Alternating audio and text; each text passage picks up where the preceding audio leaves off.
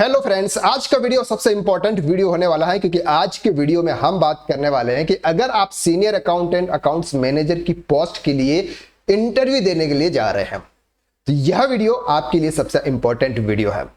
Previous में हमने एक वीडियो अपलोड किया था जिसमें हमने बताया था अकाउंट्स मैनेजर और सीनियर अकाउंटेंट की जॉब की इंटरव्यू के क्वेश्चन आंसर, जिसका अच्छा सा रिस्पांस आया था और अच्छे फीडबैक आए थे।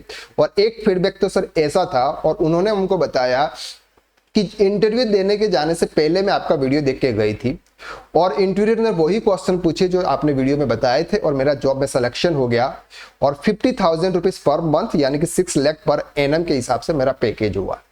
अब मुझे खुद को कॉन्फिडेंस नहीं हो रहा है कि मेरा जॉब में सिलेक्शन कैसे हो गया, मैंने इंटरव्यू को कैसे क्रैक किया। तो आप भी अगर अपने इंटरव्यू को क्रैक करना चाहते हैं और जॉब पाना चाहते हैं तो इस वीडियो के लास्ट तक जरूर बने रहिएगा। ये है सर पार्ट 1।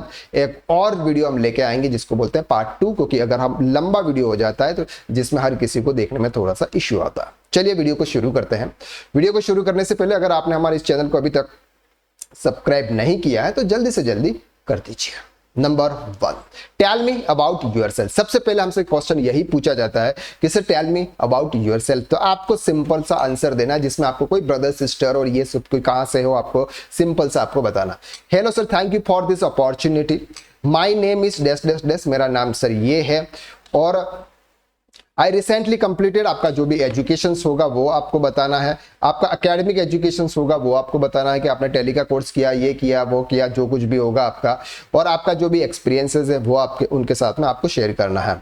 तो ये एक नॉर्मल आपका क्या बन जाएगा sir, self introduction. Self introduction सबसे इंपॉर्टेंट होता है, आप इसको ध्यान से, अगर आपको इंग्लिश नहीं आती है हिंदी में दे सकते हैं, लेकिन आप सीनियर अकाउंटेंट अकाउंट्स मैनेजर की पोस्ट के लिए जॉब के जाने वाले हैं तो आपको इंग्लिश आनी चाहिए।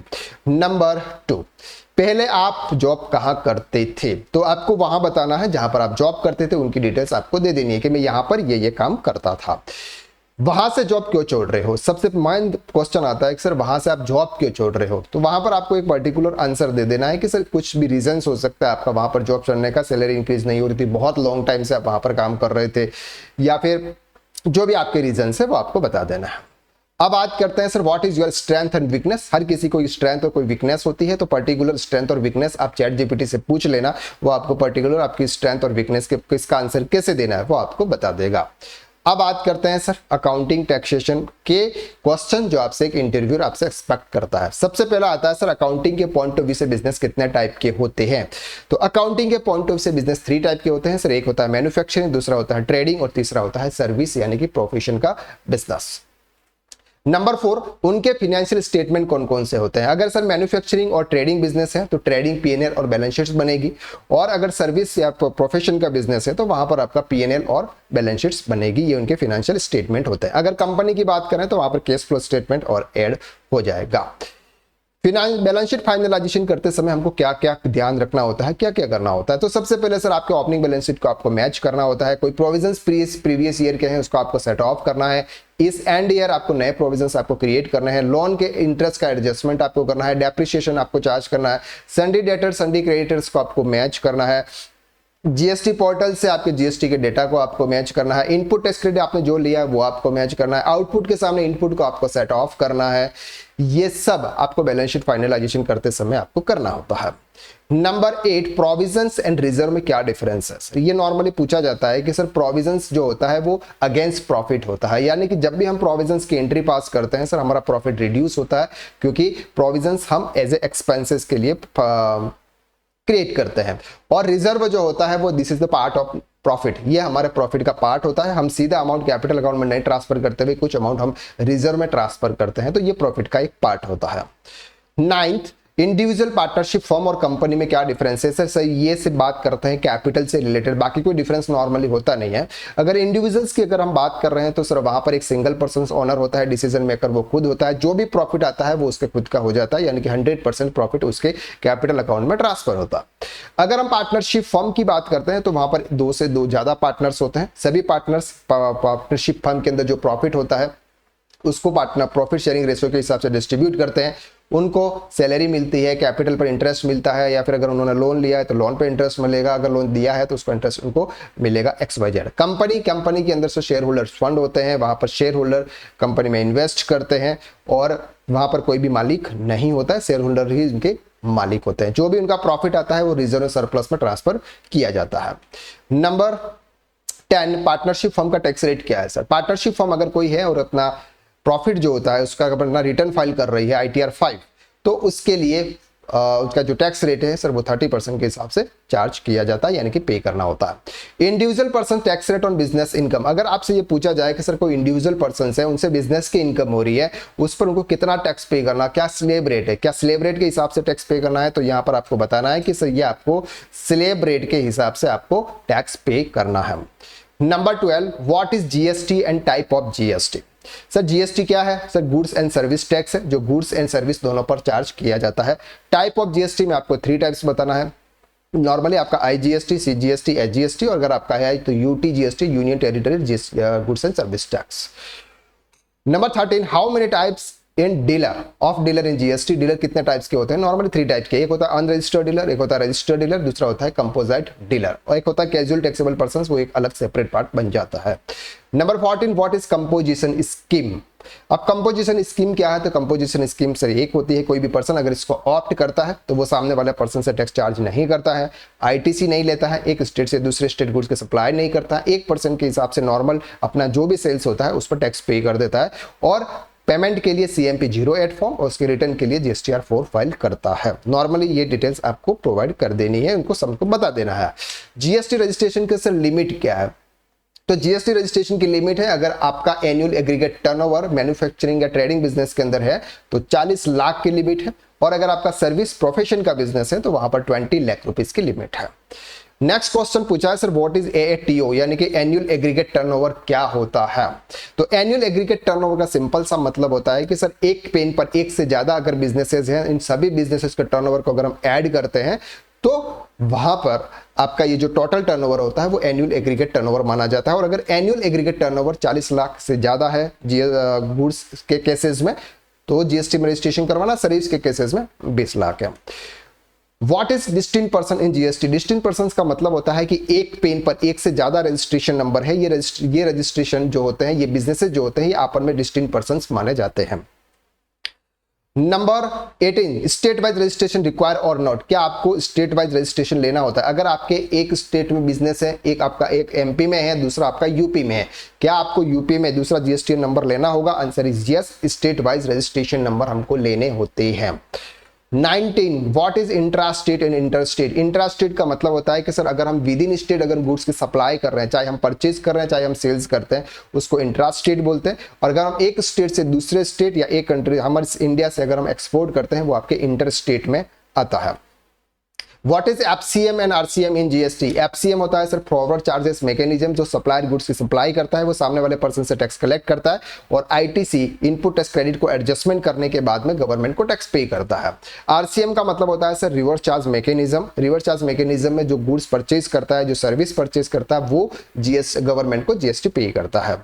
21, ट्रांसपोर्ट बिजनेस हाउ टू पे टैक्स? ट्रांसपोर्ट बिजनेस सर कैसे टैक्स पे करेगा? ट्रांसपोर्ट बिजनेस 2 टाइप के टैक्स पे कर सकता है, वो फॉरवर्ड चार्जेस मैकेनिज्म सामने वाले पर्सन से टैक्स चार्ज करके भी पे कर सकता है, और RCM के थ्रू भी सामने वाले पर्सन से पे करवा सकता है।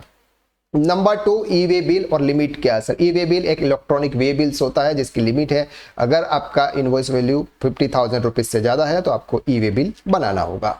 What is input tax credit? Input tax credit क्या होता है सर? परचेज पर हम जो भी टैक्स पे करते हैं और हम सेल्स पर हम जो भी सामने वाले पर्सन से टैक्स कलेक्ट करते हैं, तो जो परचेज पर आपने टैक्स पे किया है उसको माइनस करने के बाद जो फिगर बढ़ता है वो हम गवर्नमेंट को पे करते हैं, that is input tax credit. Number 24, types of return for normal tax payer. Normal tax payer के लिए 3 टाइप के रिटर्न्स होते हैं। एक होता है GSTR 1 जहां पर आपकी सेल्स की डिटेल्स दी जाती है, B2B और B2C, और GSTR 2A 2B जो आपके परचेस के रिटर्न्स होते हैं, सामने वाला पर्सन GSTR 1 के अंदर डिटेल शो करता है वो हमारे GSTR 2B में आती है, और GSTR 3B जहां पर आउटवर्ड और इनवर्ड सप्लाई को मैच करने के बाद हम जो पेमेंट करते हैं वो करते हैं GSTR 3B। 25, GSTR 1 monthly and IFF। Monthly returns और IFF के अंदर क्या डिफरेंस है sir? Monthly GSTR 1 monthly returns में आपके B2B और B2C और आपके HSN वाइज डिटेल और डॉक्यूमेंट्री रिपोर्ट सब कुछ आपको एवरी मंथ देना होता है। IFF का मतलब होता है इनवॉइसिंग फर्निशिंग फैसिलिटी। अगर आपने QRMP स्कीम ऑप्ट किया हुआ है तो आपको GSTR 1 IFF के थ्रू फाइल करना है, जहां पर आपको B2B की डिटेल्स आपके क्वार्टर के फर्स्ट मंथ में आपको प्रोवाइड करनी है, और लास्ट वाला जो क्वार्टर का मंथ होता है उसमें आपको पूरा B2C और B2B की डिटेल्स आपको देनी होती है। 26 what is E invoice and limit. E invoice क्या होता है सर? ई इनवॉइस एक इलेक्ट्रॉनिक इनवॉइस होता है जो जीएसटी के पोर्टल पर बनाया जाता है और उसकी लिमिट है 5 करोड़ से ज्यादा का टर्नओवर होगा तो आपको ई इनवॉइस जनरेट करना है। A purchase goods rupees 118 including GST and sales at 10% profit. What is the GST payable? अब सर यहाँ पर आपसे थोड़ा सा न्यूमेरिकल क्वेश्चन पूछ रहे हैं। वो पूछ रहे हैं कि सर मैंने कोई भी गुड्स परचेज किया 118 रुपया जिसमें GST इंक्लूड है और मैं अगर उस पर 10% के हिसाब से प्रॉफिट ऐड करना चाहता हूं तो मेरा टैक्स पेबल कितना होगा?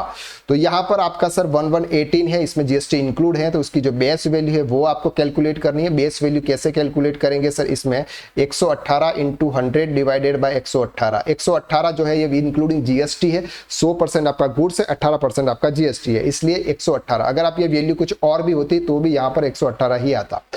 अब यहाँ पर सर ये आएगी सर 10,000 रुपीज, सॉरी 100 रुपीज क्या है सर आपकी कॉस्ट की है और 18 रुपीज का आपने क्या पे किया हुआ सर? जीएसटी पे किया। उस पर आपको 10% का प्रॉफिट मार्जिन ऐड करना है तो 110 रुपये आपकी क्या हो जाएगी? सेल्स प्राइस होगी। उस पर 18% यानी कि ये हो जाएगा सर आपका 19.8 आप उनसे जीएसटी चार्ज करेंगे और 19.8 माइनस 18 आप माइनस करेंगे तो 1.8 रुपीज आपका क्या हो जाएगा सर? जीएसटी पेबल हो जाएगा। ये चीजें आपको कैलकुलेशन करते आना चाहिए, रिवर्स कैलकुलेशन आना चाहिए। एक और क्वेश्चन इस तरह से पूछ सकते हैं कि sales value of goods is 1180 rupees, what is taxable and GST amount? Sir अगर आपका सेल्स वैल्यू इंक्लूडिंग जीएसटी 1180 है तो टैक्सेबल और जीएसटी का अमाउंट कितना है? तो 1180 इंटू 100 डिवाइडेड बाय 118 तो ये आ जाएगा सर आपका 118। तो ये नॉर्मली हो जाएगा सर 1000 रुपीज। 1000 रुपीज आपका क्या हो जाएगा सर? गुड्स की वैल्यू हो जाएगी और 180 रुपया आपका जीएसटी का अमाउंट हो जाएगा। 29 what is GSTR 2A and 2B? GSTR 2A और 2B दोनों जो परचेज के रिटर्न्स होते हैं, लेकिन जीएसटीआर 2 है वो होता है वो मंथ वाइज रिटर्न होता है और जीएसटीआर 2B होता है कि सर किसी भी मंथ का कोई भी इनवॉइस हो, अगर किसी भी पर्सन ने उस मंथ में अगर अपने जीएसटीआर 1 में शो किया तो हमारे जीएसटीआर 2B में उस मंथ में शो हो जाएगा। हमें आईटीसी जीएसटीआर 2B के हिसाब से लेनी होती है। 23 what is GSTR 9 and 9C? GSTR 9 हमारा एनुअल रिटर्न्स होता है और जीएसटीआर 9C हमारा रिकंसिलेशन रिटर्न्स होता है, जहां पर जीएसटी ऑडिट होता है उसके लिए एप्लीकेबल है। If forget to tax input tax credit financial year then how to avail? Sir अगर हम इस साल इनपुट टैक्स क्रेडिट अगर भूल गए हैं तो हम कैसे अवेल करेंगे? तो नेक्स्ट ईयर की जब तक बैलेंस शीट फाइनल नहीं होती, सितंबर मंथ का जीएसटीआर 3B फाइल नहीं होता, तब तक हम उसका आईटीसी ले सकते हैं।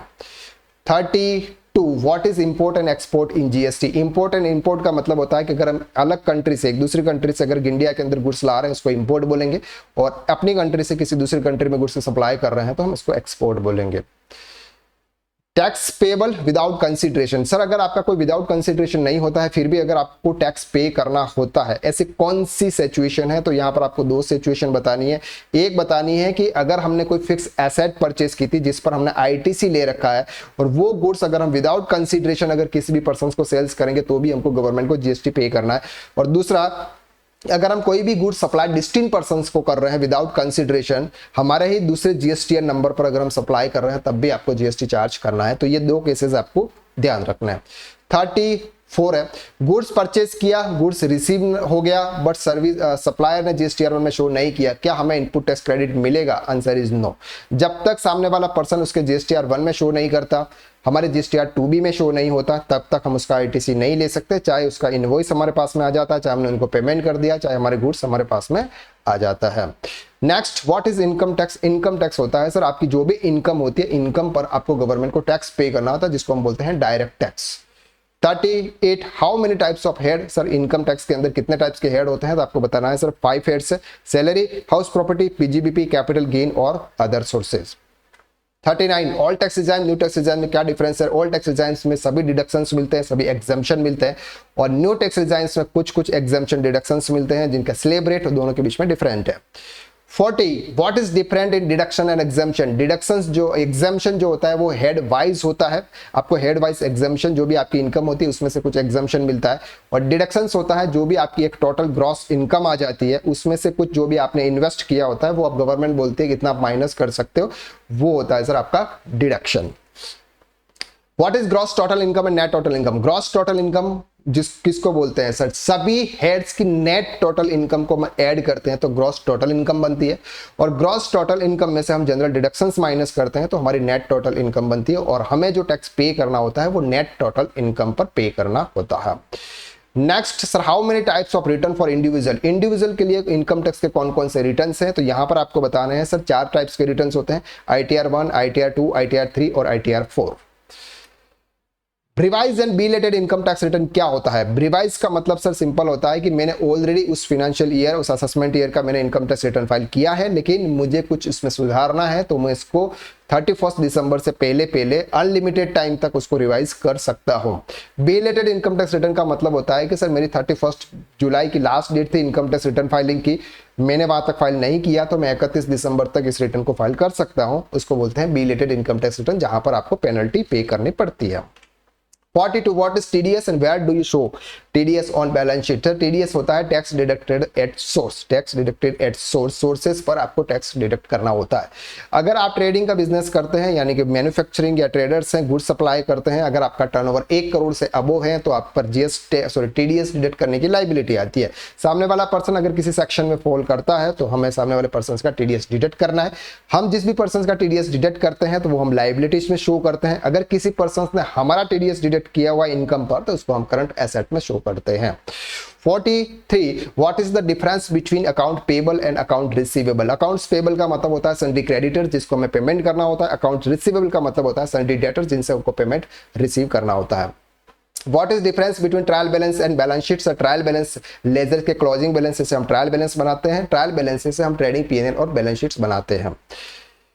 What is difference in deduction and exemption? ये तो शायद पार्ट कवर हो गया था सर, ठीक है। ग्रॉस टोटल इनकम ये भी हो गया था। अब बात करते हैं सर कितने टाइम तक वर्क करोगे। अब आपसे ये पूछा जाएगा कि सर हमारे फील्ड में, हमारे यहाँ पर आप कितने टाइम तक वर्क करोगे, तो आपको सिंपल आंसर देना है सर मैं लॉन्ग टर्म अपॉर्चुनिटी की तलाश में हूँ, मुझे एक स्टेबल और चैलेंजिंग इन्वायरमेंट चाहिए जहां मैं अकाउंटिंग स्किल्स का पूरा उपयोग कर सकूं। जब तक कंपनी और मेरी गोल्स अलाइन रहेगी मैं यहाँ डेडिकेटेड होकर काम करना चाहूंगा या चाहती हूँ। सिंपल। नेक्स्ट है sir why should we hire you? Sir हम आपको हायर क्यों करें, आप में ऐसी क्या क्वालिटी है? तो आपको बताना है कि सर मुझे आप इसलिए हायर कर सकते हैं क्योंकि मेरे पास अकाउंटिंग और फिनेंस का स्ट्रॉन्ग बैकग्राउंड है। मैं पिछले 10 सालों में multiple audits, financial reporting, GST, TDS, MIS report पे काम किया है। मैं डिटेल ओरिएंटेड हूँ, डेडलाइन को सीरियसली लेता हूँ, एक्यूरेसी पे ध्यान देता हूँ। साथ ही मैं सॉफ्टवेयर जैसे टैली, एक्सेल या ERP सिस्टम में प्रोफेशनल हूँ। मुझे टीम वर्क और रिस्पॉन्सिबिलिटी दोनों का अच्छा बैलेंस पता है। मुझे हायर करके एक डिपेंडेबल और एक्सपीरियंसेस प्रोफेशनल की टीम में शामिल करेंगे तो जो मैं कंपनी के फाइनेंशियल प्रोसेस को स्ट्रीमलाइन कर सकता हूं। इस तरह से आपको एक सिंपल सा आंसर देना है। अगर नहीं है तो इस आंसर को आप क्या करें, स्क्रीनशॉट ले लें और याद कर रख लें। एक और क्वेश्चन सर आपसे लास्ट में पूछा जाता है कि आपकी सैलरी एक्सपेक्टेशन क्या है, आप कितनी सैलरी लोगे? तो यहाँ पर आपको बताना है कि सर मेरे पास में 10 साल का अकाउंटिंग एक्सपीरियंस है। अब तक मेरा compensation sir 3 lakh per annum का था। मेरी स्किल और रिस्पॉन्सिबिलिटी मार्केट स्टेबल के हिसाब से मैं एक्सपेक्टेशन करता हूँ सर 5 लाख पर एनम के हिसाब से के बीच है, लेकिन मैं ओपन डिस्कशन करने के लिए तैयार हूं। तो इस तरह से टोटल 40 क्वेश्चन हमने आज के इस लेक्चर में कवर किए। ये था सर हमारा पार्ट 1। अब हम एक और वीडियो लेके आएंगे जो होता पार्ट 2, जिसके अंदर और एडवांस लेवल के क्वेश्चन जो आपसे सीनियर अकाउंटेंट, अकाउंट मैनेजर की पोस्ट में पूछे जाते हैं। ये वीडियो आपको कैसा लगा कमेंट करके आप जरूर बताइएगा। अगर आप अकाउंटिंग एंड टैक्सेशन फील्ड में एक्सपर्ट बनना चाहते हैं तो हमारा एक कोर्स है टैक्स कंसल्टेंट कोर्स, जिसमें हम अकाउंटिंग से लेके बेसिक से लेके एडवांस लेवल तक के हम टोटल 9th मॉड्यूल उसमें हम कवर करते हैं। अगर आप इस कोर्स को ज्वाइन करना चाहते हो तो इसकी लिंक आपको डिस्क्रिप्शन के अंदर दे रखी है, आप वहां से ज्वाइन कर सकते हैं। अगर आपने इस चैनल को अभी तक सब्सक्राइब नहीं किया है तो जल्दी से जल्दी कर लीजिए, और अगर वीडियो आपको अच्छा लगा तो वीडियो को लाइक जरूर कीजिएगा। और इस वीडियो को देखने के बाद अगर आपका जॉब में सिलेक्शन होता है तो कमेंट करके जरूर बताइएगा कि मेरा सिलेक्शन हो चुका है। तो आज के लिए बस इतना, नेक्स्ट वीडियो में फिर मुलाकात करते हैं, तब तक के लिए थैंक यू सो मच।